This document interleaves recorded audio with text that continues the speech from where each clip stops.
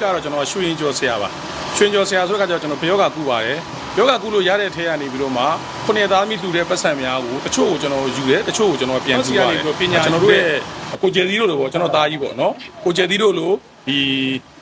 ပညာယူခြင်းပါတယ်ဆိုတဲ့ခါကျရင်ကျွန်တော်တို့ကဒီသူတော်ကောင်းပညာကျွန်တော်တို့ရဲ့ရွှေရင်ကျော်အိဆာတရာမိဒီစေကိုင်းရဲ့ဂိုင်းတော်ပညာကိုပေးတယ်ပေးပြီးတော့ခုနှစ်သားသမီးကိုကျွန်တော်တို့ကနေဘယောဂကူပါတယ်ကူတဲ့အခါမှာလည်းလူတဲ့သူရှိတော့လေကျွန်တော်တို့ကယူပါတယ်အဲ့ရတဲ့ထဲကနေတော့တချို့တော့ကိုလူဖို့အတွက်ကိုပြန်လူဖို့အတွက်ဖျားတဲ့ကျောင်းဆောက်တွေကိုပြန်ပြီးတော့ဖဲတော့လဲအထုပ်ကြီးချတချို့တော့မဟုတ်ဘူးကျွန်တော်တို့ကနေပြီးတော့မတီးပြီးတော့ဒီဖျားလေးငါတို့တယ်မယ်လို့သစ္စာဒိဋ္ဌံပြုလိုက်ရင်သူကနေပြီးတော့သူတို့နဲ့ပတ်သက်တဲ့ဟိုတိုက်မျိုးတိုက်ဆွေတိုက်ຫນွေတွေကိုသူတို့ကနေပြီးတော့ဆရာစီသွားဆိုဘယောကလာကူးကြတယ်ဘယောကလာကူးပြီးတော့မှအိမ်မက်ပေးတယ်ပြီးတော့မှဆရာစီကိုလာလှူတယ်ဒီဖျားကျွန်တော်ကဟိုပြီးခဲ့တဲ့နှစ်ကလည်းကျွန်တော်ဖျားထိပြန်ပါတယ်ကျွန်တော်အသက်က90ပြည့်ကစပြီးကျွန်တော်ဒိဋ္ဌံထားပါတယ်တစ်နှစ်ကိုကျွန်တော်တဆူပေါ့နော်90ပြည့်ကနေပြီးတော့မှကျွန်တော်အသက်80နေရရင်ဖျား30ပေါ့နော်အဆူ30ထိတော့တင်မယ်ကျွန်တော်ចောင်းဆောင်မယ်တိမ်ဆောင်မယ်ဒါမျိုးလေးပေါ့ကျွန်တော်ကဘာလုပ်လဲဆိုတော့အဓိကတော့ကျွန်တော်ရွှေရင်ကျော်ဆရာပါရွှေရင်ကျော်ဆရာဆိုတော့ကျွန်တော်ဘယောဂကူပါတယ်ဘယောဂကူလို့ရတဲ့ထဲကနေပြီးတော့မှခုနှစ်သားမိလူတဲ့ပတ်စံများကိုတချို့ကိုကျွန်တော်ယူတယ်တချို့ကိုကျွန်တော်ပြန်လှူရတယ်ဒါကျွန်တော်တို့ရဲ့ဒီဟိုတမားစင်ပေါ့ဒါမှလည်းခုနှစ်သားသမီးတွေလှူတဲ့တန်းနဲ့ကိုကိုဟလာလှူတဲ့တန်းနဲ့ဟာသူတို့ကုသိုလ်ပြန်ဆက်ပေးတာပေါ့နော်အဲ့လိုကုသိုလ်ပြန်ဆက်ပေးတဲ့အနေနဲ့ကျွန်တော်အဲ့လိုမျိုးဆောင်ရွက်ပါတယ်ဆောင်ရွက်တဲ့အခါမှာကျွန်တော်အနေနဲ့ကျွန်တော်စီကနေပြီးတော့ပညာယူတဲ့ကိုကျယ်သီးတို့လိုပေါ့ကျွန်တော်သားကြီးပေါ့နော်ကိုကျယ်သီးတို့လိုဒီ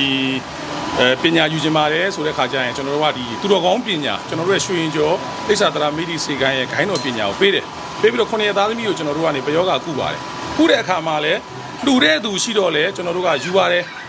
အဲ့ရတဲ့ထဲကနေတော့တချို့တော့ကိုလူဖို့အတွက်ကိုပြန်လူဖို့အတွက်ဖျားတဲ့ကျောင်းဆောက်တွေကိုပြန်ပြီးတော့ဖယ်ရပါတယ်တချို့ဟိုအစင်မပြေတဲ့လူကြတော့လေကျွန်တော်ပညာဒါနအနေဖြင့်ဒီတိုင်းပဲကျွန်တော်တို့ကနေပြီးတော့မေတ္တာထားပြီးတော့ကုပေးရပါတယ်နော်သူတို့တရားတွေအစင်ပြေအောင်လို့ခုနှစ်သားမိတွေအစင်ပြေအောင်ကျွန်တော်မေတ္တာထားပြီးတော့မေတ္တာထားပြီးကုရပါတယ်နောက်တစ်ခါသာသနာတော်အတွက်ကိုလည်းကျွန်တော်တို့ကနေအထောက်ပံ့ဖြစ်အောင်လို့ကျွန်တော်တို့ကနေဇီဒီအဟောင်းတွေအဇီဒီဆွမ်းပြောတဲ့အပြက်တွေအဲ့ဒါကိုအဓိကထားပြီးတော့ကျွန်တော်လှူပါတယ်လှူတဲ့အခါမှာလည်းကျွန်တော်တို့ကဒီနေရာဌာနပေါ်မူတည်တာပေါ့နေရာဌာနဆိုတဲ့အခါကျတော့ကျွန်တော်တို့ ਨੇ မြဲမမြဲပုံကိုယ်တွေကအများအပြည့်တော့ဆက်နေတယ်ဆက်ကျွန်တော်တို့ကဒီတိုက်တွေနဲ့ဟိုဒီတိုက်တွေကိုမများကုရတာများတယ်လူဘဝကနေပြီးတော့မှဟုတ်လားရောက်လာတဲ့တချို့တိုက်နဲ့ပတ်သက်တဲ့အနွယ်တွေရှိပါတယ်အဲ့ပုံကိုယ်များကသူတို့ဝင်ပူးပြီးတော့လည်းပြောတာရှိပါတယ်ကျွန်တော်တို့တော့ဘယ်နာမှဇီဒီအဟောင်းလေးရှိပါတယ်ဆရာကမကထလုပ်ပြီးတော့မှဥဆောင်ပြီးတော့တည်ပေးပါကျွန်တော်တို့ကျမတို့အနေနဲ့ကြတော့ဘဝကဒီတိုက်နန်းရှင်ဖြစ်တဲ့အတွက်တိုက်နန်းမှာရောက်နေတဲ့အတွက်တိုက်နန်းနဲ့ပတ်သက်တဲ့ဆွေတော်မျိုးတော်တွေကိုကျမတို့အနေနဲ့တနည်းနည်းနဲ့ဆရာလှူဒန်းလုပ်တဲ့ခါကျရင်အဖေရတဲ့ကျောင်းဆောက်တဲ့ခါကျရင်လှူနိုင်အောင်လို့ကျွန်တော်ကျမတို့တွတ်ပေးပါမယ်။ဒါနဲ့ဆရာဦးရဲ့ဦးဆောင်ပြုပေးပါဆိုပြီးတော့ကျွန်တော်တို့ဒီလိုမျိုးဝင်ပူးပြီးတော့ကျွန်တော်တို့ဝင်ပူးတာမဟုတ်ဘူး။ဒီဘယောဂကုနေရင်းနဲ့မှဘယောဂကုရင်းနဲ့မှဘယောဂကုတဲ့အခါမှာအဲ့ဒီတိုက်နဲ့ပတ်သက်တဲ့တယောက်ဝင်ပူးတယ်ဝင်ပူးတဲ့ခါကျတော့ကျမတို့ဘယ်ငကတိုက်ကပါဘယ်ကပါကျမတို့ရဲ့ဖရားအဟောင်းလေးကဘယ်နားမှာရှိပါတယ်ကျမတို့ရဲ့ဇီဒီအဟောင်းလေးကဘယ်နားမှာရှိပါတယ်အဲ့ဇီဒီလေးကပြက်နေပါပြီပြင်မဲ့သူလည်းမရှိပါဘူးဟုတ်လားအဲ့တော့သာသနာရောင်ဝါမှေးမိန်နေပါတယ်အဲ့တော့ကဆရာ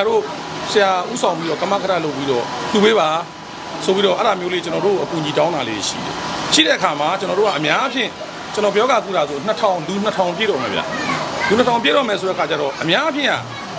ဟို3ပုံလို့ရှိရင်တပုံလောက်ကတိုက်ကဖြစ်နေတယ်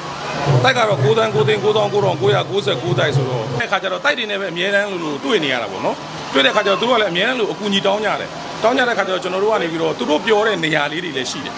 တစ်ခါကျတော့လည်းသူတို့ကဘာပြောလဲဆိုအိမ်မက်နဲ့ပြောတာလေးရှိတယ်တစ်ခါကျတော့လည်းဝင်ပူးပြီးတော့မှအဲ့ဒီဒီနဲ့တိုက်နဲ့ຫນွေတဲ့ပုံကိုဝင်ပူးပြီးတော့ပြောတာရှိတယ်အများအပြားတော့ငကတိုက်တွေများတယ်ငကတိုက်တွေကပြန့်နှံ့နေတယ်ငကတိုက်ကတော့အများဆုံးပဲတွေ့ရတယ်ဟိုဘလူးတိုက်တို့ဥစ္စာတိုက်တို့ဖျားတိုက်တို့ကနည်းတယ်ငကတိုက်ကတော့တော်တော်လေးကိုကျွန်တော်ကူရတဲ့တောက်လျှောက်မှာ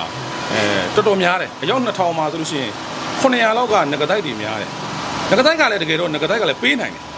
လှူနိုင်တယ်ပေါ့နော်တော်တော်လည်းအထုပ်ကြီးချပြီးသူကတော့မဟုတ်ဘူးကျွန်တော်တို့ကနေပြီးတော့မတီးပြီးတော့ဒီဖျားလေးငါတို့တယ်မယ်လို့သစ္စာဒိဋ္ဌံပြုလိုက်ရင်သူကနေပြီးတော့သူတို့နဲ့ပတ်သက်တဲ့ဟိုတိုက်မျိုးတိုက်ဆွေတိုက်ຫນွေတွေကိုသူတို့ကနေပြီးတော့ဆရာစီသွားဆိုဘယောကလာကူးကြတယ်ဘယောကလာကူးပြီးတော့မှအိမ်မက်ပေးတယ်ပြီးတော့မှဆရာစီကိုလာလှူတယ်သူတို့ကနေပြီးတော့လှူထားတာဗမာလှူမှမသိဘူးသူကအိမ်မက်ပေးပြီးတော့မှဆရာစီသွားလှူဆိုတော့ကျွန်တော်ကတော့မတီးလိုက်တာပေါ့